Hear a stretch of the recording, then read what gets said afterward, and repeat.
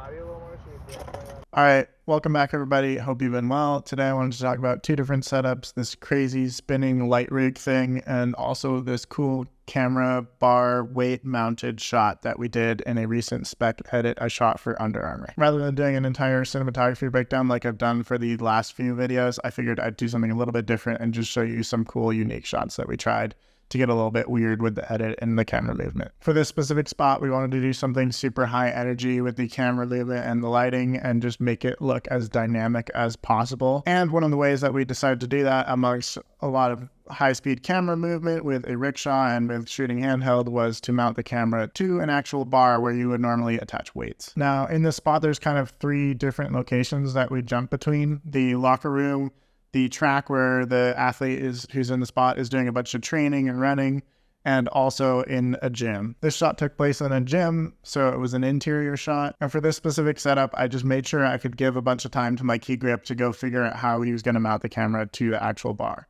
Now, this shot has been done before. I'm sure you've seen it in other gym edits. We're not reinventing the wheel here.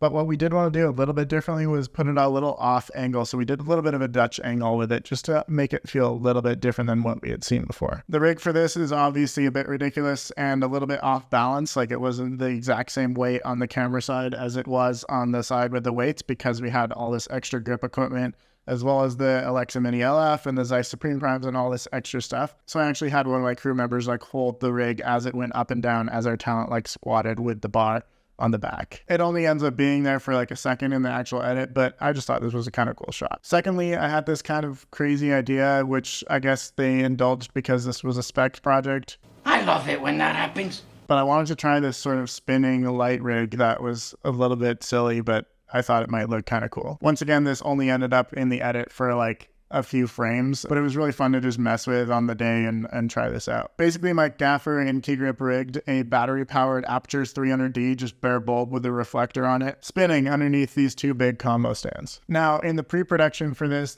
was the moment where he sort of tilts his head up and sprints out of frame, and then we cut into like the faster paced section of the edit. So I really wanted the shadows and light to be super dynamic in this. Because a lot of this was shot at like blue hour going into night, just having something sort of dynamic and orbiting and like almost weird, and it doesn't make sense, as if his brain is showing the exhaustion that he's having when he's doing all this training. That was kind of the intention behind it. But in the edit, we found it didn't make a lot of sense to include like a full long moment of it. So it's just clipped in the end for a couple like quick cuts. And I think the energy of it is definitely still there, but I just wanted to show you this kind of ridiculous, cool lighting rig that we tried out. Anyways, just a quick video today. Thanks for watching. Make sure to click the links in the description below if you want to check out the camera filters we shot this on, and I'll see you guys in the next video.